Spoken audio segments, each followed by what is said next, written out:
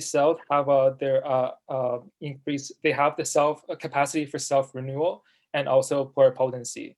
And this process is actually very remarkably simple. That you only need four transcriptional reprogramming factors, termed the OCT4, SOC2, KLF4, and CMYC, termed the Yamanaka factors. And the discovery of this reversal process opened the door to a lot of areas involved in disease modeling, drug screening and discovery, and also regenerative medicine. Just because this process is simple, this doesn't mean that it's very efficient. So that in total, all the cells that were exposed to these four reprogramming factors, only 0.1 to 3% of total cells actually become successfully reprogrammed iPS cells. And this entire process takes 2 to 3 weeks to complete. And this is a single cell profile of 300,000 cells that are taken from the fibroblast, undergo reprogramming process into the iPSC state. And it was shown here that only 1% of cells actually go through this bottleneck pathway into successfully reprogrammed iPS cells. And the remainder of the cells have go towards a neuronal fate, a trophoblast fate, or a stromal fate. Due to the low efficiency of reprogramming, many different groups across the world attempt to understand and characterize this reprogramming process.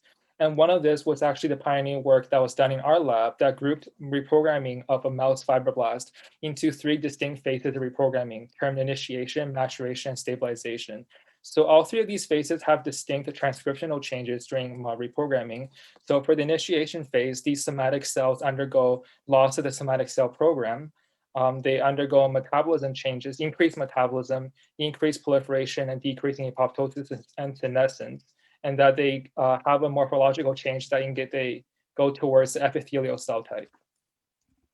The second phase of reprogramming is the maturation phase, where these cells gain a subset of pluripotency-associated genes, and they're what we call pre-iPSC cells. So they form colonies, they look like stem cells. But it's not until they enter the stabilization phase where they actually become transgene independent. So at this time, they remove the expression of these 4 Yamanaka factors, and that they gain the rest of these pluripotency-associated genes, and they fully become what we call fully reprogrammed iPSCs. So during these different phases of reprogramming, we have different markers that could be used to characterize these different phases of reprogramming, and there are many that are out there that are defined.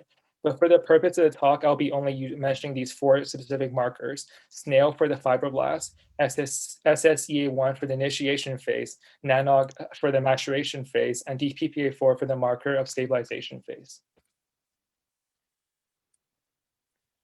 Taking into account that there are 3 ways of transcriptional changes in the mouse fibroblast reprogramming, I hypothesized that using a CRISPR-Cas9 screen where we can track the fate of individual knockout cells using barcoding, we can elucidate previously unknown phase-specific regulation of reprogramming.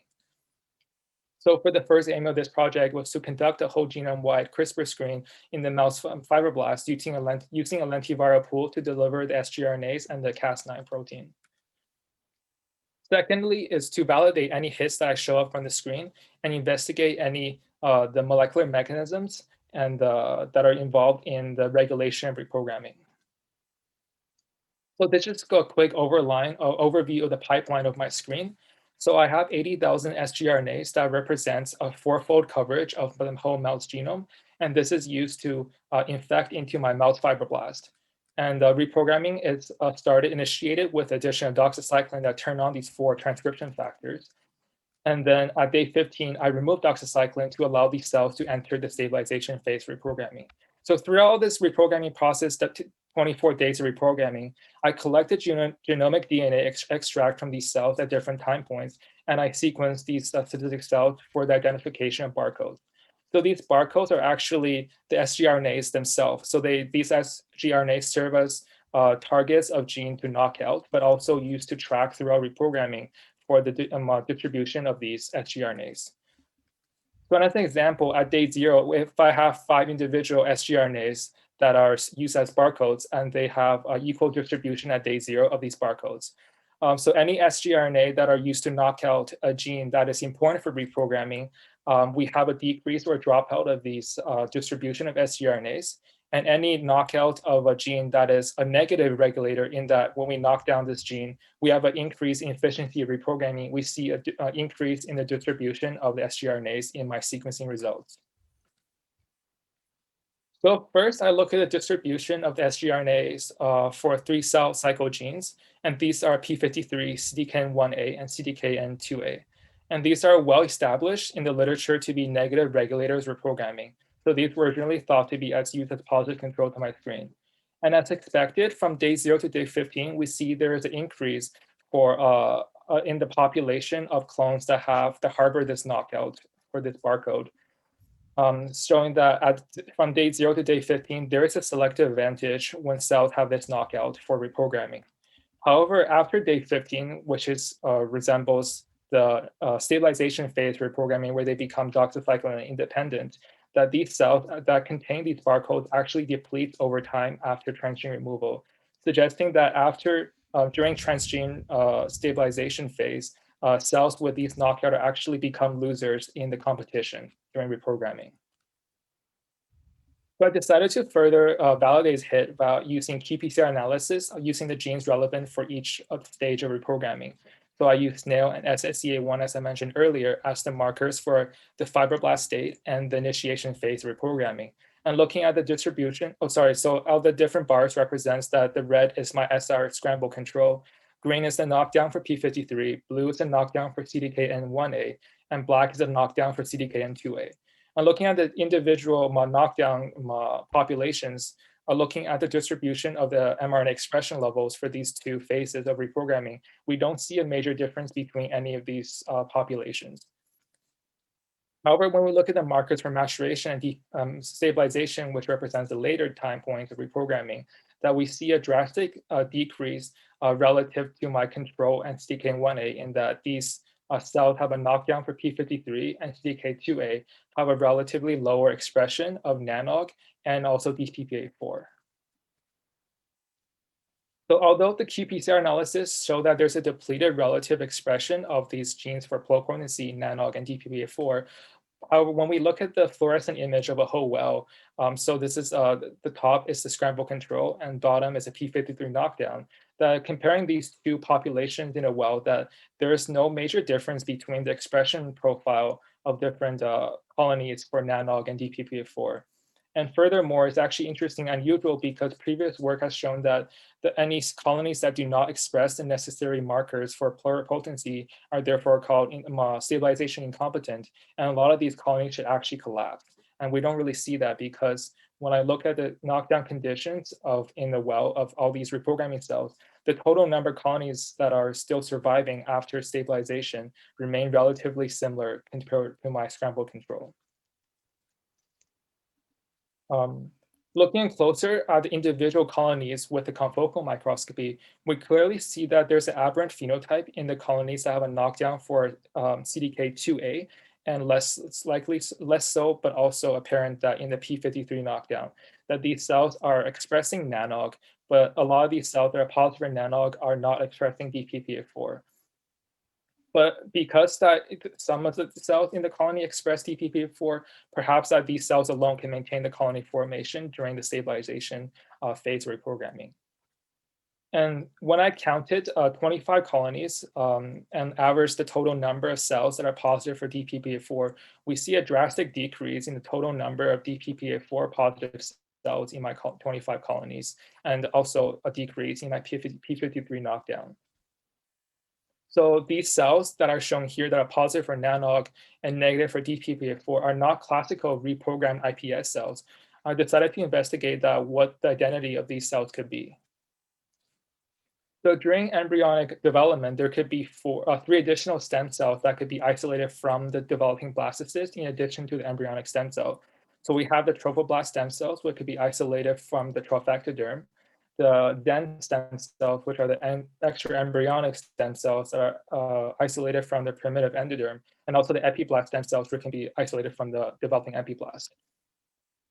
When I look at the mRNA expression profile of the knockdown conditions, looking at EOMS-dermin, which is a marker for the trophoblast stem cell, and FGF4, which is a marker for the epiblast stem cell, we see that there is no, similar to the trend that we see with NANOG and DPP4, there's a relatively lower expression of these markers in my knockdown for P53 and CDK2A shown here. But when I look at the marker for the Zen stem cells, the extra embryonic stem cells, which is the marker using SOC17 and GATA6, we see the inverse correlation. So these cells that have a lower expression for NANOG, DPP4, EOMS-dermin, and FGFR, that they have a higher expression of these SOC17 and GATA6. So there's an increased ectopic fate of these extra embryonic stem cell, like in my reprogramming landscape. And this is a cross section of a colony that were knocked down for P53, and the yellow is stained for SOC17, and red is for NANOG. And we see that there's a salt and pepper expression of these two genes, and we see that the SOC17 positive cells are spread out throughout the colony, and there's no distinct pattern in their different locations. They're very spread out, and they remain single cells and do not form their own colonies. That this suggests that they're not formed from the reprogramming process, rather that they're differentiated from the reprogrammed iPSCs or the pre-iPSC cells. Again, when I counted the total number of colonies, when I counted 25 individual colonies that have a different knockdown conditions, and I counted for the number of cells that are positive SOC17, we see that in the P53 knockdown and also CDK2A knockdown, that there is an increase in the total number of cells that are positive for these markers for extra embryonic stem cells. So the next step is to investigate why these cells that have a negative regulation of cell cycle are pushed towards what's seemingly this endoderm fate. So I came across these papers that discuss that there is an oscillation of cells in the embryonic stem cells and the reprogrammed iPS cells, and also the chemical reprogrammed iPS cells that oscillate back and forth between this two-cell state, which resembles the transcription factor profile of a two-cell embryo.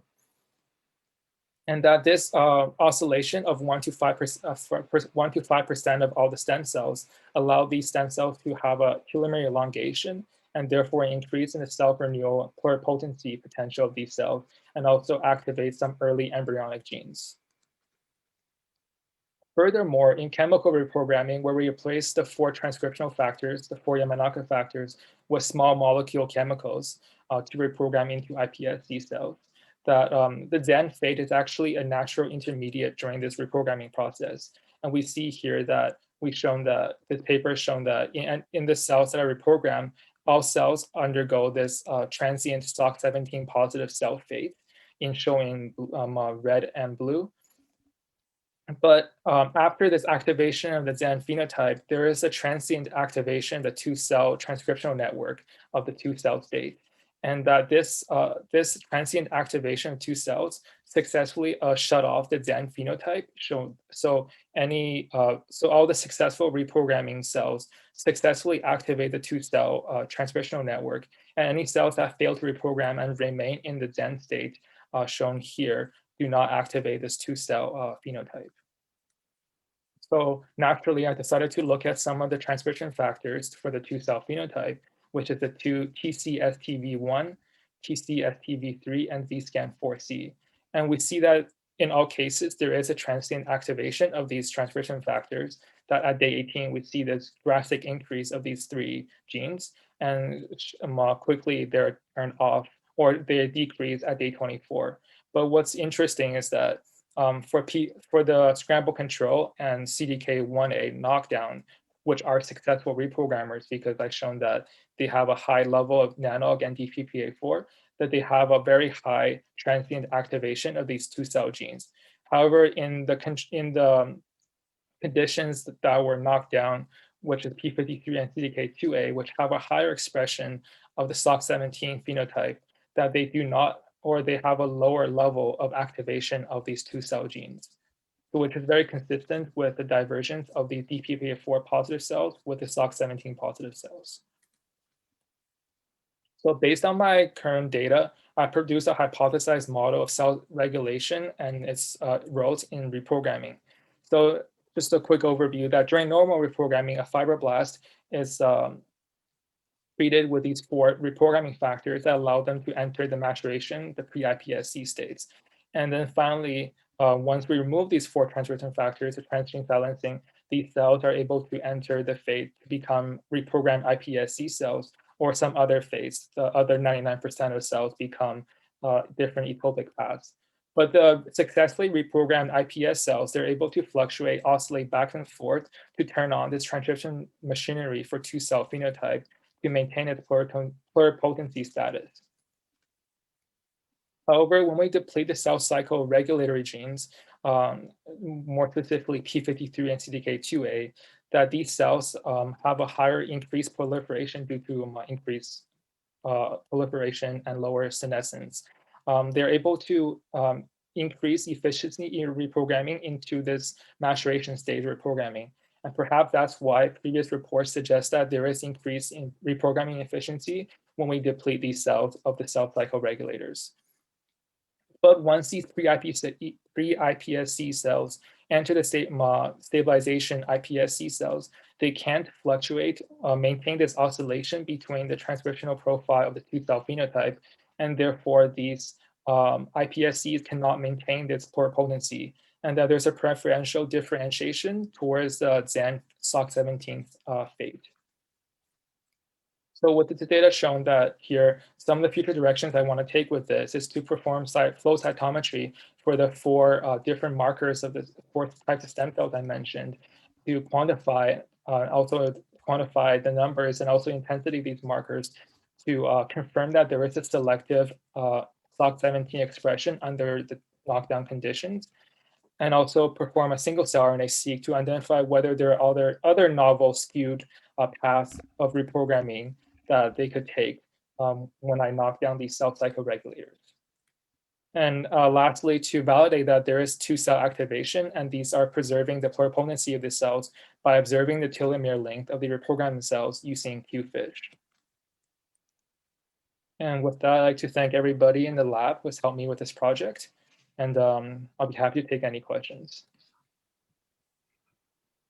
Okay, thank you, Matthew. We'll take a student question first.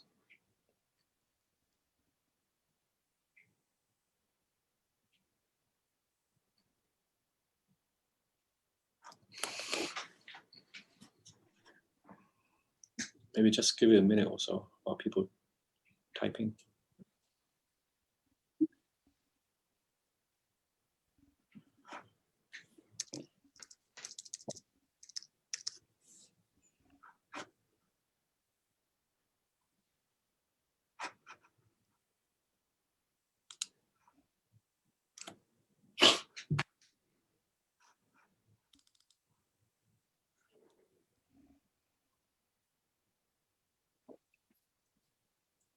Yes, we're open to everyone then.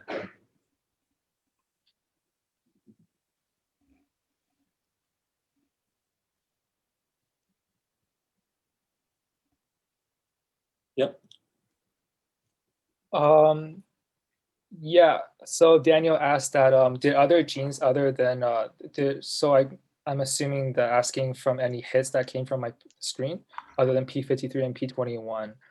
So there are some interesting genes that are involved in chromatin regulation and differentiation factors that I didn't go into, but they're not related to cell cycle.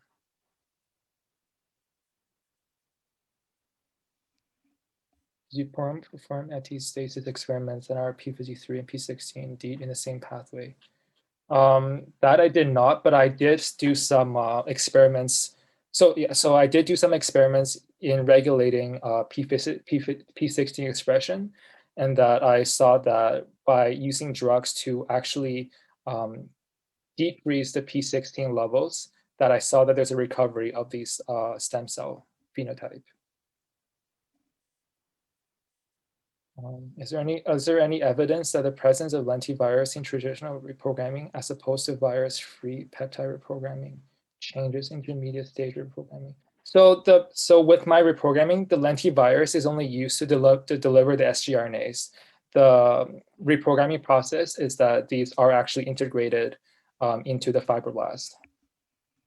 they're the secondary fibroblasts that were isolated from a parental line that were generated from another iPS cell.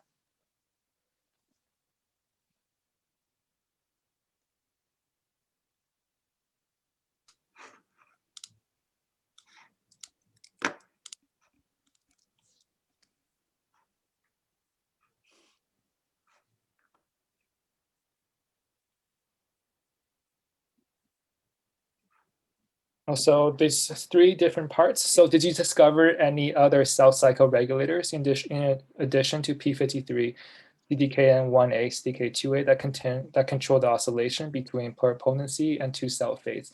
That I have not. There are no other cell cycle regulators that showed up drastically in my screen. If no other cell cycle regulators are identified, could you specify why?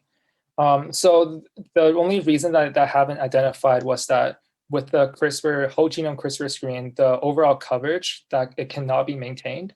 So a lot of the hits that I have is actually hidden. It's very hard to actually track, and that there's a lot of false negatives. So with this, the only reason I decided to look at these 3 hits right now is because that these are such a drastic change in my CRISPR screen. But once I validate that there is a 2C activation, I definitely will look at some other cell regulators or downstream regulators of cell cycle. What is the mechanism by which cell cycle regulation control this fate determination process? So this is a very broad hypothesis I have, is that we know that during differentiation, the cell cycle needs to slow down to allow for a lot of the epigenetic regulation to occur for allow these cells to change their identity into like a differentiated cell phase. So I hypothesize that this same process is inversely true in that during reprogramming, the part here in stabilization, the cell cycles can't be sped up too much to actually allow for a successful transition of their genetic or even the epigenetic cell type or epigenetic of these cells. How fast are the switches between 2C and normal states? Hours? This I do not know myself, but it's a very quick oscillation in these papers, but they never mention the exact timeline. Because they didn't look at single cells, because every cell in a population goes through this oscillation, but only at one point, only 1 to 5% of these cells are, and they never actually look at individual cells. Is this similar in human iPS? I'm not too sure. Is there any further question? I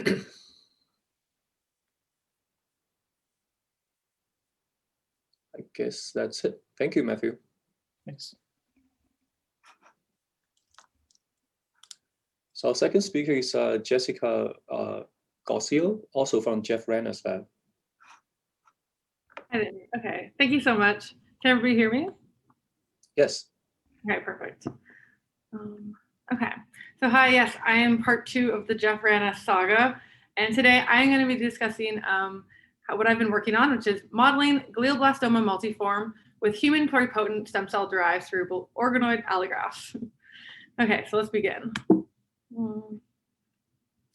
Glioblastoma multiforme, or GBM, is the most common adult malignant brain tumor. It presents either invasively or more of a central mass, as you can see here in this MRI, and it resembles a glial phenotype, which is a subtype of cells within the brain. It has extensive intratumoral heterogeneity, and patients are often diagnosed with GBM around 65 years old. Treatment for this tumor includes surgical resection in combination with chemotherapy and radiation. But even with treatment, average patient survival is only about 15 months, making this tumor extremely resistant to therapy. So despite GBM being one of the most highly studied brain tumors over the past 2 decades, there's been little to no progress in bringing new treatments to clinic for patients. So to understand why this might be the case, we have to take a look at the current preclinical models used to study GBM.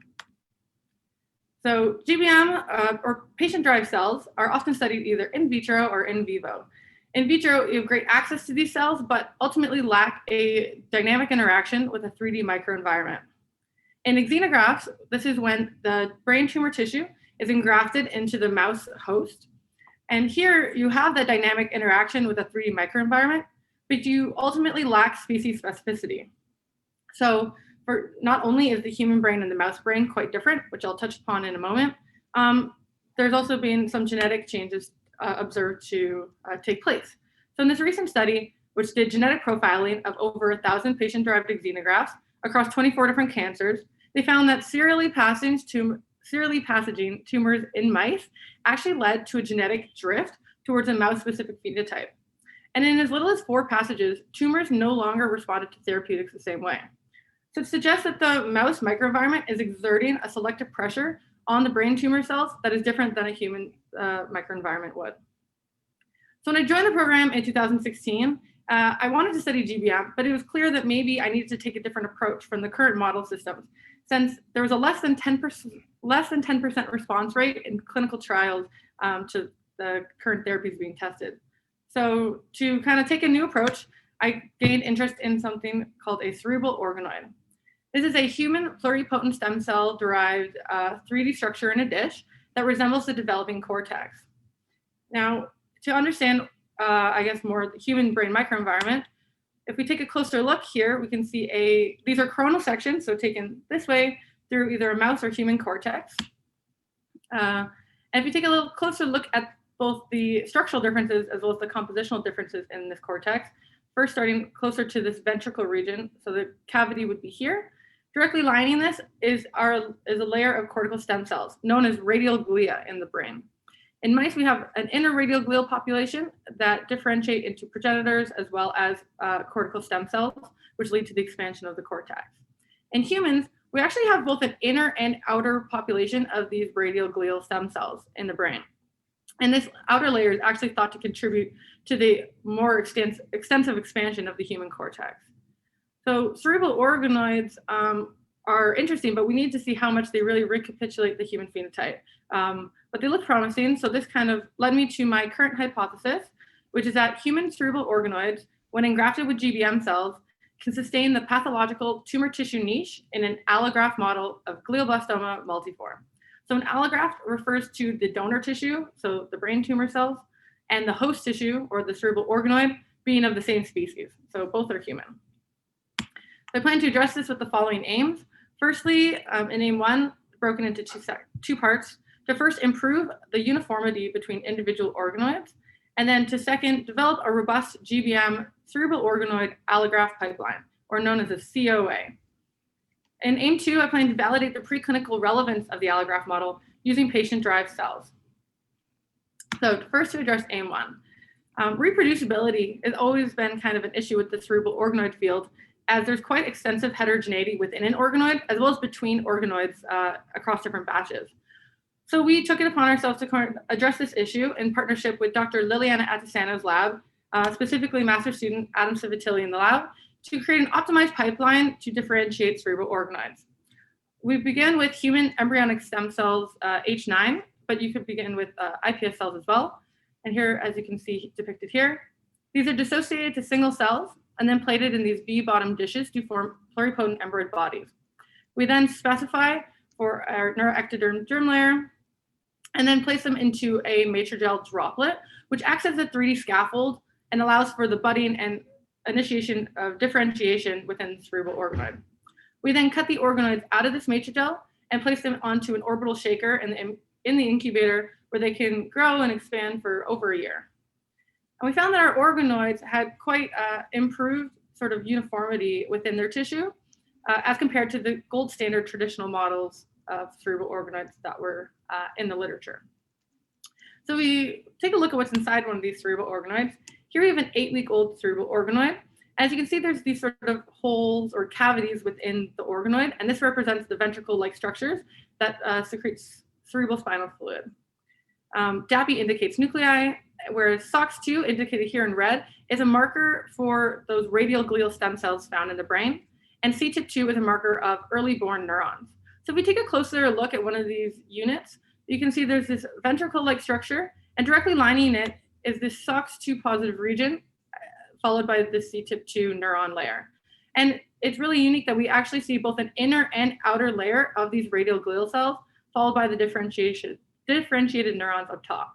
So not only are we getting development recapitulating a brain, it is actually recapitulating human-specific phenotypes.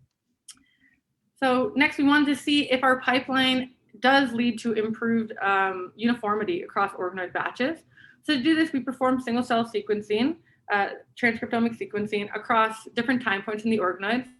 So here I'm showing you a UMAP of 12-week-old cerebral organoids from 3 different batches of organoid production. And each dot here represents a single cell's transcriptome, and cells are clustered based on how similar their transcriptomes are. So we found that organoids in each batch actually contain cells from every single cluster. And we found that the frequency of variance between the clusters was less than 5%. So overall, we had organoids that had reproducible cell type compositions across the different batches.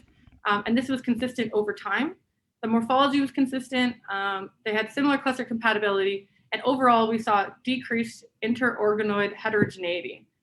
So this is good because now we're having reproducible batches of cerebral organoids being produced. And now we can go take to the next step to incorporate the cancer cells. This brings me to my following aim 1B, which is to develop a trackable GBM organoid allograft pipeline. To do this, I use the commercially available cell line U87.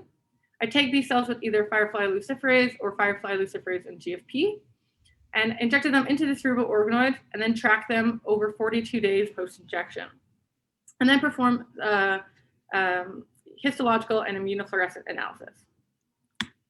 So to begin, just by looking at bright field imaging alone, you can see the days post-injection. Oh, my apologies. You can see the days post-injection along the top. And here's a control organoid tracked over time. Whereas here we have an organoid injected with their U87 cells. And you can see this bud sort of emerge over time, suggesting tumor growth. If we look at our GFP tag cells, you can, in real time, watch the tumor develop in the cerebral organoid, which is something you can't do in an in vivo model system like an xenograft. And finally, if we look at our luciferase curves, here at the x-axis, we have days post-injection, and then in the y, we have photon counts per second in log scale.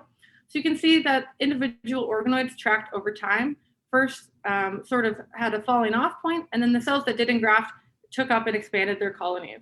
And this is in comparison to neural progenitor cell injected organoids or mock injected controls. So we were able to show that we can track the organoids over time, but now we need to see if they recapitulate glioblastoma. So here I'm showing you an organoid that was injected at 3 months and then tracked for 42 days. So it's about 4.5 months old. You can kind of see some of the structures are lost in the cerebral organoid, but the cell type composition is well maintained and continues to mature. So this is a hematoxylin eosin stain, and we can see this healthy brain parenchyma. In comparison to an organoid that is injected with our U87 cells, you can see this really distinct tumor here that's formed. And this recapitulates a number of the features of glioblastoma, including fibrillary processes, hyperpigmented nuclei, swollen cytosols, karyorrhexis, or breakdown of the nucleus, all within this tumor mass. And interestingly, we also saw these invading cells, these hyperpigmented cells that were invading the healthy brain parenchyma. Now, this is important because patients are often pass away from this tumor due to tumor recurrence. And it's thought that these infiltrative cells that are missed during surgical resection are thought to regrow the tumor. So then we performed some immunohistochemical characterization, and U87 cells are known to express the marker PDGFR-beta. So in our organoids, in our whole organoids injected with the U87 cells, you can see the tumors are completely lit up here, whereas in our control cerebral organoids, there's a very rare pericyte population that also expresses PDGFR-beta in the brain, but is not as distinct as these U87 tumors. So in AIM-1, I was able to, with the partnership with the Atasana lab, develop robust production of organoids and then be able to create a trackable pipeline. And for AIM-2, the goal is to validate the preclinical relevance of the allograft model using patient-derived cells. So for this, I partnered with Dr. Suneet Das in his lab, where he is a neurosurgeon at St. Michael's Hospital. And on the day of surgery, I would receive the tumor and either dissociate it and directly inject it into a mini brain, which you can see here in B with fresh patient-derived sample, or I would plate the cells, culture them, and allow them to expand over time, and then inject them into the mini brains. And that's the patient-derived cell lines. So for today, I'm primarily going to talk to you about the patient-derived cell lines. Specifically, I'll talk to you about patient B and C. Patient A, I had performed the freshly dissociated injections, but was not able to grow the cell lines from this patient. So we're going to focus on patient B, which is a primary glioblastoma, and patient C, which is a recurrent GBM. I injected organoids that were either 1 month or 6 months old, tracked them for 70 days post-injection, and then performed analysis. Cells were either mCherry and Firefly luciferase tagged or GFP Firefly luciferase tagged. So just to kind of orient you, here you can see in the mock injected organoids, there's actually quite a bit of autofluorescence within the organoids because they're such large structures. But this is not to be confused with positive signal, as you can see in this injected conditions where there's really bright puncti. So anytime I have injected the organoid, I take it back to Dr. Suni Das, as well as Dr. David Munoz, who's the chief pathologist at St. Mike's Hospital, for an official GBM diagnosis. So let's begin by looking at patient C allografts. So here are organoids that I've injected at 1 month, and these are 2 exemplar allografts, allograft 1 and 2, tracked over 70 days post-injection. And as you can see, the cancer cells tend to expand within the allograft. And if we look closely at this luciferase curve, again, we have the days post-injection plotted on the x-axis and photon counts per second on the y-axis. Now, in comparison to the U87 cells, these counts are quite low, or I was hitting closer to 1 million with the U87 cells. Here, it's barely close to 50,000, but I do see the cells engraft and tend to expand in the allografts. So if you look at injected organoids at 6 months of age, again, here I'm seeing a similar phenotype where there are puncti and cells at this endpoint. And again, cells are growing, but are not taking off as, as dramatically as I would have predicted. Now looking at patient B allografts. Here, these are organoids again injected at 1 month. And again, I am seeing the cells engraft, but they tend to sort of plateau over time. And again, I'm seeing a very similar phenotype with organoids injected at 6 months with the same cell line, patient B, where the cells tend to kind of plateau. So this is really interesting because I wasn't getting as dramatic a result as I had seen with the commercial cell line. With the patient-derived cell lines, they kind of almost appear to go cytostatic. And I say that over, they don't appear necessarily to die, because as you can see here in this example of allograft 1 at the 6 month time point, this sort of structure is kind of maintained right until the end point of analysis. So I plan to look a little closer at what might be happening within the cerebral organoids that might make them becoming cytostatic. So here, this immunofluorescent characterization was done with the help of Ishan Ghosh in the lab, who's an undergraduate student in the RANA lab. And here I'm looking at a whole cerebral organoid and 2 regions of interest. First, I'll take a look at patient B, which is an mCherry tagged cell line. So in our first region of interest, you can see there's this tumor mass formed that is mCherry positive, but that is co-expressing SOX2, which, if you remember previously, was a marker used to label progenitor and stem cells in the brain. But it is not expressing the more differentiated marker GFAP, which is a label for astrocytes. It's interesting, though, the cells that had infiltrated away from the central tumor mass were mCherry expressing, tended to not express SOX2, but were expressing more differentiated astrocyte markers. When looking at patient C, which this time is GFP tagged, here we can see in this whole cerebral organoid, we're looking at this region of interest, and our GFP tagged cancer cells were co-expressing a lot of the time GFAP, which is, again, this astrocytic marker you can see here. But what was really interesting is when we look at the stem cell markers. So now we're looking at this region of interest in the cerebral organoid. The patient B GFP cells are co-expressing SOX2, or sorry, C cells are co-expressing SOX2, but are not always expressing Ki67. Actually, almost 80% of the time, they were expressing SOX2 and not Ki67. Ki67 is a marker of actively mitotic cells. So if you follow this example cell here, we have a GFP expressing cell that is also expressing SOX2, but is not expressing Ki67. So we kind of seen this repeated phenotype with cancer cells that were expressing stem cell markers, but not actively dividing. And this, what was interesting is a paper was recently published that performed single cell transcriptomic analysis on GBM cells that were co-cultured with organoids or xenografts or in a dish.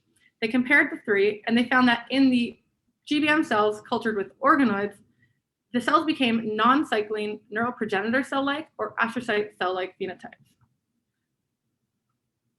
Sorry. And this aligned with what I was seeing in my cell line derived allografts.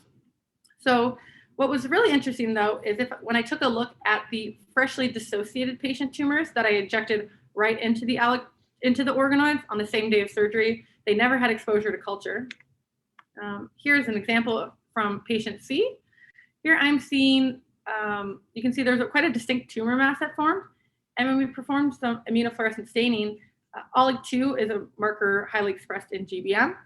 But to my surprise, it was also highly expressing SOX2, but not really expressing the mitotic marker Ki67.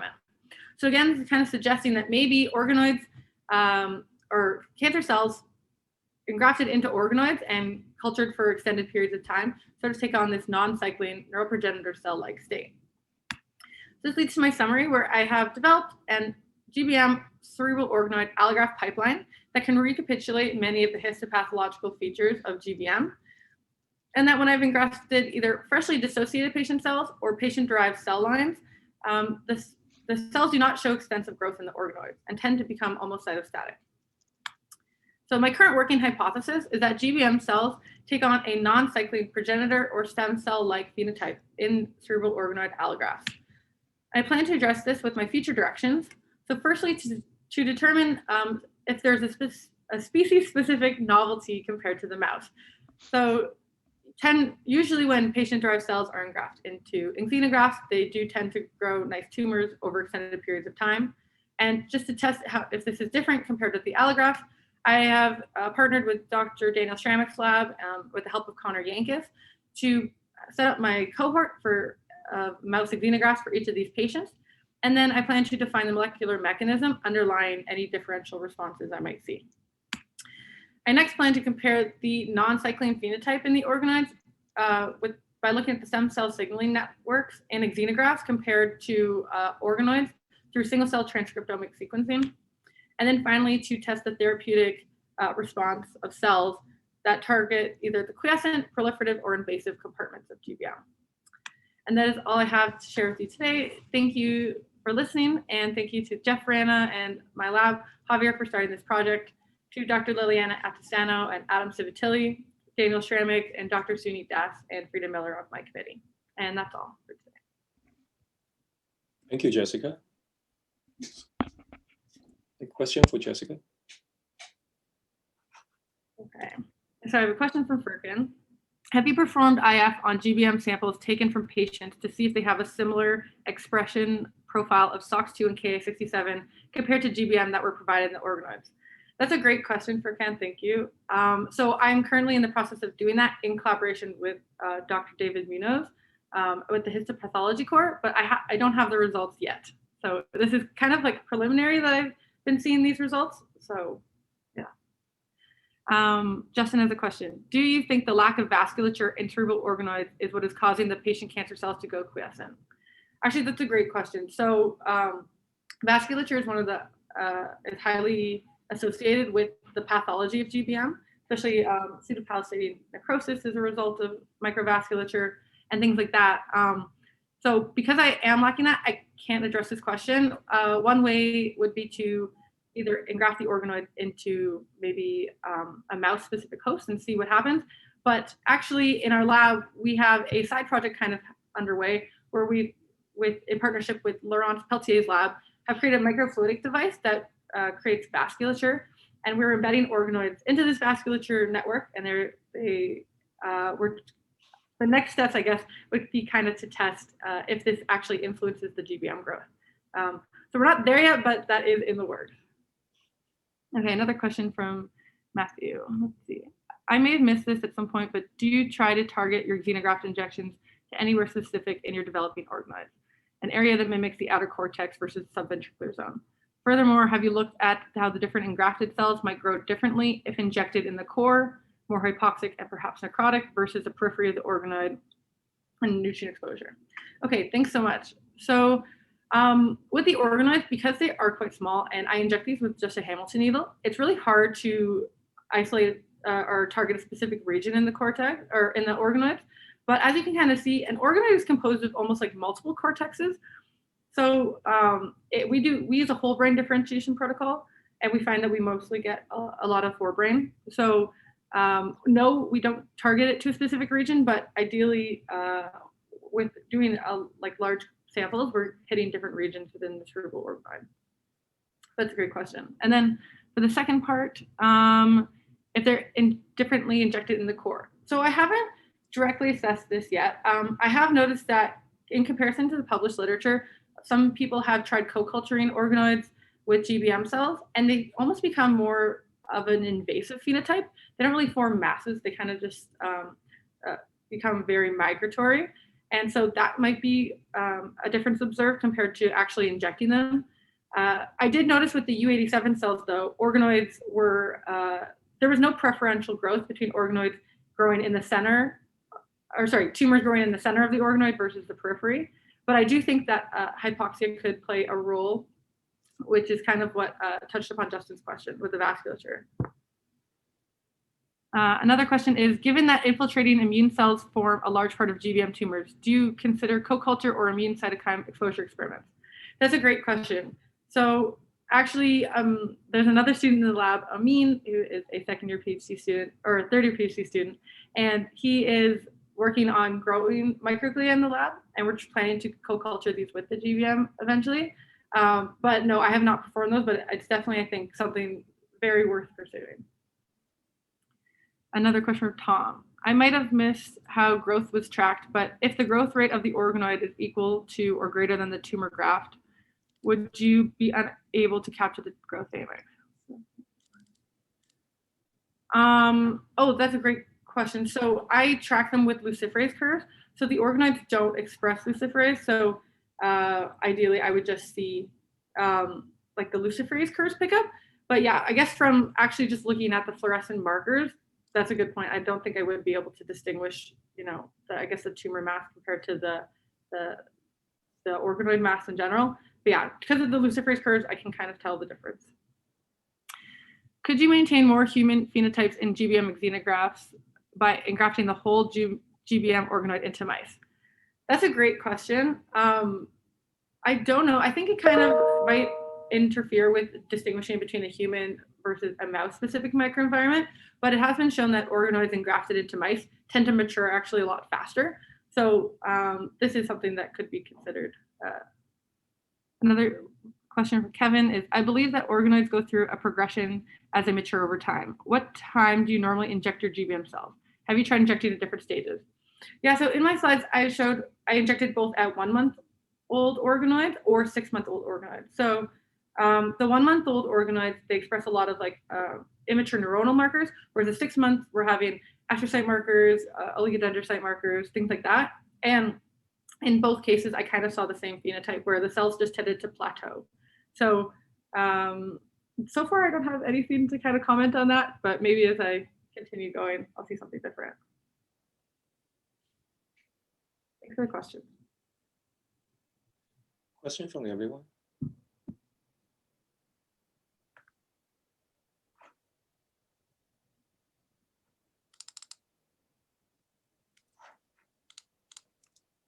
Maybe I'll ask one. Okay, question from Shi. Is there a clinical context with the cerebral organoid allografts becoming non-cycling phenotypes mimics? Yeah, so it's quite kind of interesting because it's thought that GBM actually progresses from very early in or in young adulthood and then slowly progresses over time. And that's why the age of onset of diagnosing a GBM is 65 years old. So this would kind of sort of suggest this like slow growth phenotype of the tumor over time. Additionally, it's the reason GBM is so hard to kind of treat is because it's thought that cells that get left behind after surgery that remain in the brain and then are exposed to chemotherapy and radiation, these cells might be a quiescent stem cell population. And so that's why they miss things like alkylating chemotherapies or radiation and are able to regrow the tumor later. So if we're recapitulating this phenotype, it might suggest why, you know, the tumors are so hard to treat and become so therapy resistant over time. So I think it could have a lot of clinical relevance.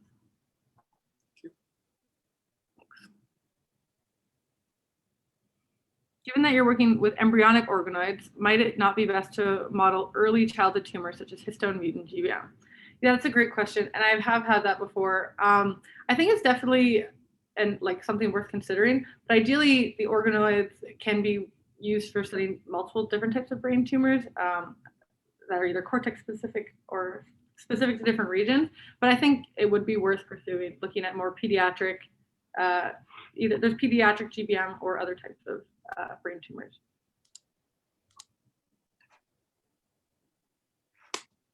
I guess that's all the questions. Thank you, Jessica. Yep, thanks everyone. We'll move on to the feedback session.